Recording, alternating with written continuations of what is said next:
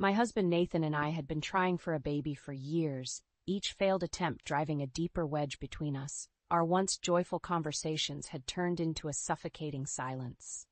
That evening, as I prepared dinner, Nathan walked in, his face etched with resolve. He sat down and said words that would forever echo in my heart. "Emily, I can't do this anymore. I've met someone else, and she's pregnant with my child." I felt my knees weaken.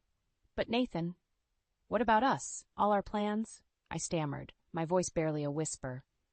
"There's no us anymore, Em. I need a real family. You just can't give me that," he replied, his voice as cold as the chill seeping through the window. His words cut through me. I was not just losing my husband, but also my dream of being a mother. The nights that followed were sleepless, filled with tears and unanswered questions. I was haunted by his parting words, a cruel reminder of my supposed inadequacy. The divorce proceedings were brutal. Nathan's words, sharp as knives, were relentless. "I should have known better than to waste my years on a barren woman," he spat out during one of our meetings. Julie, his pregnant mistress, stood smirking beside him. I signed the papers, each stroke of the pen feeling like an end to a chapter I had so dearly held on to. I left my job at the library, the place where Nathan and I had first met, and moved back to my parents' house. The walls of my old bedroom, once a canvas of teenage dreams, now felt like the boundaries of my failure. The loneliness was suffocating, and the societal whispers of being childless added to my agony. But amidst this despair, a small ray of hope emerged. A routine visit to the doctor revealed a truth that would change everything. I wasn't the one with fertility issues. It had always been Nathan. This revelation brought a bittersweet sense of liberation. I wasn't the flawed one in our marriage. Armed with this truth, I began to see a path forward. It was time to rebuild, to rediscover who I was beyond Nathan's shadow. In the quietness of Maplewood, I started piecing back my life. It was a slow, often painful journey, but with each passing day, I found strength in my newfound independence. I was determined to rise from the ashes of my broken marriage, stronger and more resilient than ever. Living back in my childhood home in Maplewood felt like stepping into a time capsule, yet everything was tinted with the gray hues of my recent past. My parents, though supportive, often tiptoed around me, their eyes reflecting a mix of concern and unspoken questions. I took a job at a local cafe, a far cry from the library where every shelf whispered memories of Nathan.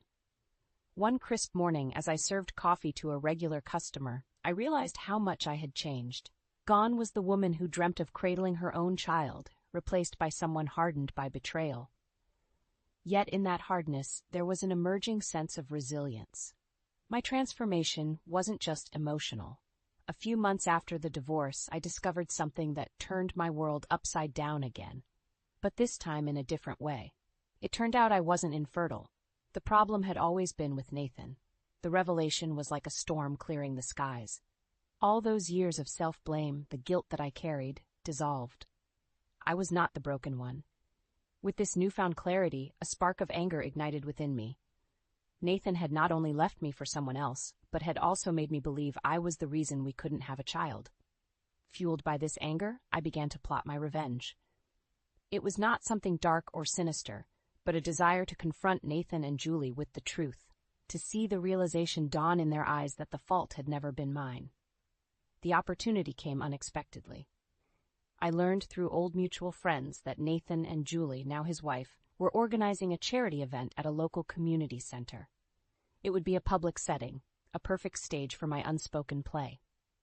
I arrived at the event dressed inconspicuously, my heart pounding with a mixture of fear and exhilaration. I spotted them across the room, Nathan looking dapper in his suit and Julie, radiant, holding their daughter, Lily.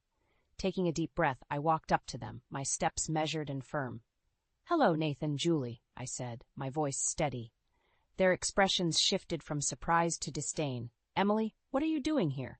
Nathan asked, a sneer forming on his lips. I looked straight into his eyes, the eyes that once promised forever. "I came to congratulate you, Nathan, on your family, but there's something you should know." "And what's that?" Julie chimed in, her voice laced with sarcasm. "The child we never had, Nathan, it wasn't because of me. I'm not the infertile one," I said, the words tasting like freedom. The color drained from Nathan's face, his confident posture faltering. Julie's eyes widened in shock, her grip on Lily tightening. "I thought you should know the truth. Goodbye, Nathan." "Goodbye, Julie," I said, turning away, leaving them in a sea of unspoken words and dawning realizations. As I walked away, I felt a weight lifting off my shoulders. It wasn't a dramatic showdown or a vindictive scheme, but in that moment I reclaimed my dignity and truth. I walked out of that community center not as a victim, but as a survivor, ready to write the next chapter of my life on my own terms. Months had passed since my encounter with Nathan and Julie at the charity event. That moment, liberating as it was, had stirred something in me. A need for a closure I hadn't realized I craved. Life in Maplewood carried on, my days at the cafe filled with the familiar hum of coffee machines and casual chatter, but my thoughts often drifted to that day. Then came the unexpected invitation to my niece's birthday party at the city aquarium. The aquarium, a place of wonder and serenity, soon became the stage for a confrontation I never anticipated. As I meandered through the crowds, admiring the dance of colorful fish behind glass walls, a familiar, contemptuous voice pierced through the tranquility. Well, if it isn't Emily, still wandering alone in life?" I turned to see Nathan, Julie, and a young girl, presumably their daughter, standing a few feet away. My heart raced, but this time not from fear or surprise, but from a sense of indignation. "What brings you here, Nathan?" I asked, my voice calm yet edged with defiance. "We're here for Lily's school project. Unlike some, we're a proper family," Nathan sneered, his eyes scanning my solitary figure with disdain. Julie chimed in, her voice dripping with false pity. "It must be hard, seeing what you could never have." Their words, meant to wound, only fueled my resolve. "I'm here for my niece's birthday, and for your information, I can have children. The issue was never with me." The smugness on Nathan's face faltered, replaced by an unmistakable flash of surprise. Julie's expression twisted, a mix of confusion and anger. "It's sad, really, how you cling to these lies to feel better about your lonely existence," Nathan retorted, attempting to regain his composure. Before I could reply, a small voice piped up from behind me. "Aunt Emily, who are these people?" I turned to see my niece, Anna, looking up at me with curious eyes. Her innocent interruption was like a breath of fresh air, dissipating the tension. "These are just some old acquaintances, sweetie," I replied, taking her hand. "Let's go see the dolphins, shall we?" As we walked away, I heard Julie's hushed, venomous voice. Can't even admit her own failures. Pathetic. Their words no longer had the power they once did. I had moved beyond their reach, their insults mere echoes of a past I had overcome. My focus was on the present, on the joy in Anna's eyes as we watched the graceful dolphins. That day at the aquarium, amidst the beauty of marine life, I realized that my worth wasn't defined by Nathan's perceptions or society's expectations. I was more than a chapter in someone else's story. I was the author of my own. In the weeks following the aquarium incident, I found myself reflecting on my encounters with Nathan and Julie. Their attempts to belittle me had lost their sting, but a desire for a more definitive closure lingered. I wanted them to see me not just as someone who had moved on, but as someone who had triumphed over the adversities they had thrown at me. The perfect opportunity presented itself unexpectedly. News broke out that Nathan's company was facing financial troubles. This, coupled with rumors of strife in his marriage, painted a picture of a life far from perfect. It was then I decided to attend the high school reunion, knowing Nathan and Julie would be there. It was time they saw the new me, not just heard about it. Dressed in a simple yet elegant dress, I entered the reunion with a confidence I never knew I had. The room buzzed with the chatter of old classmates, but it fell silent as Nathan and Julie entered.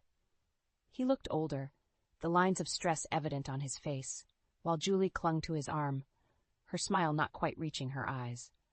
I mingled, catching up with old friends, feeling their surprised glances as they took in my transformation. Then, as I had anticipated, I found myself face to face with Nathan and Julie. "Emily, you actually came. Thought you'd be too busy with your—" "What do you do now?" Nathan sneered, his words laced with condescension. "I manage a cafe in Maplewood. It's fulfilling, more than you'd think," I replied, my voice steady. Julie laughed, a hollow sound. "A cafe manager? How quaint! We heard about your little scene at the aquarium, still trying to convince the world about your fertility?" Their words, meant to sting, fell flat. "Actually, I'm here to enjoy the reunion, not to discuss my personal life. But since you brought it up, yes, I can have children. The issue was never with me, and I'm content with my life, which is more than I can say for some." The look of shock on their faces was gratifying, but I didn't linger to savor it. I excused myself, leaving them standing amidst a crowd that had subtly turned its attention to our exchange. Later that evening, as the reunion was winding down, Nathan approached me, a hint of desperation in his eyes. "Emily, about what you said earlier." "I meant every word, Nathan. I've moved on. I suggest you do the same," I said, cutting him off. He looked at me, a mix of anger and something that resembled regret, before turning away. Julie watched from a distance, her expression unreadable. As I left the reunion, I felt a sense of finality. I had faced Nathan and Julie not as the woman they thought they had broken, but as someone who had risen above it all. My past with Nathan was now just that, the past. I was ready to embrace whatever the future held, on my terms. The months following the high school reunion were a period of profound personal growth for me. I had faced Nathan and Julie not once but twice, and each time I had emerged stronger. My cafe in Maplewood had become a haven, a place where I could pour my energy and creativity. But fate, it seemed, wasn't quite done with our intertwined stories. One afternoon, as I was arranging pastries in the display case, my phone buzzed. An unknown number flashed on the screen. Hesitantly, I answered, and was met with a voice I hadn't expected to hear again, Nathan's. "Emily, we need to talk," he said, his voice strained. "Why are you calling me, Nathan?" "I thought we made it clear at the reunion that we've moved on," I replied, my guard instantly up. "It's about Julie. She's left me, took Lily with her, and the company's gone under. I'm ruined," he confessed, his voice breaking. A part of me felt a twinge of pity, but it was quickly overshadowed by a sense of ironic justice. "I'm sorry to hear that, Nathan, but why tell me?" "I thought maybe there's still something. We had good times, remember?" His voice was a mix of desperation and hope. "Nathan, those times are long gone. You made your choices. I've made mine," I said firmly. There was a pause, a silence filled with unspoken words. "I guess I deserved this," he finally said, a note of resignation in his voice. "You should focus on rebuilding your life, Nathan. Goodbye." I ended the call, a sense of final closure washing over me. The news of Nathan's downfall spread through our small town. Some expressed sympathy, but many remembered how he had treated me, how he had left for Julie when he thought the grass was greener. Karma, it seemed, had come full circle. In the weeks that followed, I poured my heart into the cafe, creating a space of warmth and welcome for anyone who walked through its doors. My past with Nathan became just a chapter in my life, a story of resilience and renewal. As I closed the cafe one evening, I took a moment to reflect. The journey had been long and often painful, but it had led me to a place of peace and self-acceptance. Nathan's choices had led him down his path, and I had forged my own. In the end, I realized that the best revenge was living well, finding happiness in my own achievements, and leaving the past where it belonged. I had emerged not just unbroken, but stronger, ready to embrace whatever the future held.